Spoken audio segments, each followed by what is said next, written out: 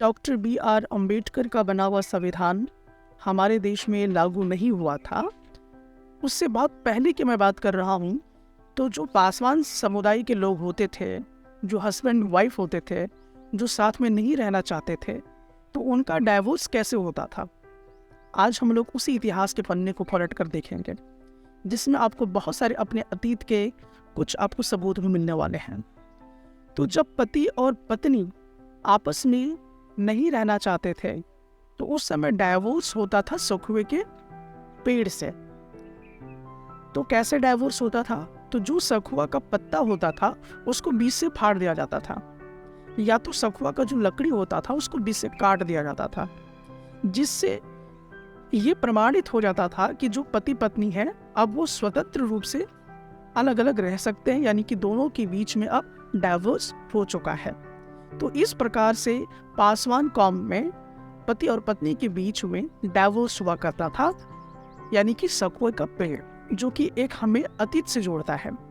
अब मैं आपको बता दूं कि सखुआ का पेड़ आपको बहुत कुछ बताता है, जैसे कि सखुआ का पेड़ आपको मूल निवासी होने का प्रतीक है।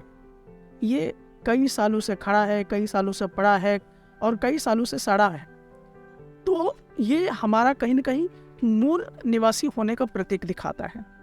और मैं आपको बता दूं कुछ अपने अतीत के विषय में कि ये जो सखुआ का पेड़ है, इसे बहुत ही ज़्यादा पवित्र माना गया है पासवान समुदाय के बीच में।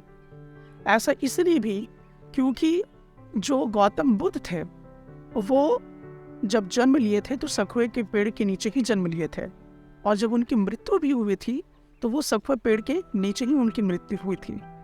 इससे आपको ये भी पता चलता है कि सखुआ पेड़ आपको ये बता रहा है कि जो हमारा समुदाय है, जो हमारा पासवान समुदाय है, वो कहाँ से जुड़ता आ रहा है। जी हाँ, गौतम बुद्ध के अतीत से जुड़ा हुआ है। इसलिए आप अपने आप को समझिए कि आपका अतीत कहाँ पर है। जिनको भी इस बात में विवाद महसूस होता है, एक लिखी हुई किताब है डॉक्टर त्रिशरण जी, और उन्होंने अपनी इस किताब में जिक्र किया है कि जो दुसाध कौम है वो गौतम बुद्ध से जुड़ा हुआ है। जो हमारा रियल में अगर हम जिस धर्म की तरफ जाएंगे तो वो गौतम बुद्ध से जुड़ा हुआ है। तो ये सखुए का पेड़ भी आपको इसी चीज़ का प्रमाण देता है। साथ ही साथ अगर किसी को ऐसा लगता है कि ये गलत बातें हैं, तो आपको मैं बता दूं कि बाबा चौहरमल जो थे वो पंचशील को फॉलो करते थे। अब ये पंचशील क्या है? पंचशील किन का बना हुआ है? पंचशील गौतम बुद्ध का बनाया हुआ था, और उसी पंचशील पर बाबा चौहरमल चलते थे, यानी कि हमेशा सच बोलते थे। अपने ताकत का वो गलत इस्तेमाल नहीं करते थे। अपनी ताकत का इस्तेमाल वो तब करते थे जब किसी को दबाया जाता था।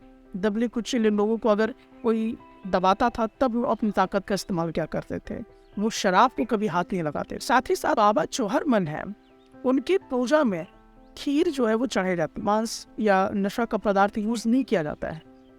तो सखुआ का पेड़, खीर का उनके पूजन में चढ़ना और पंचशील का अनुसरण करना, ये तीनों बातें ये प्रमाणित करता है कि हमारा जो पासवान समुदाय है वो गौतम बुद्ध के अतीत से जुड़ा हुआ है।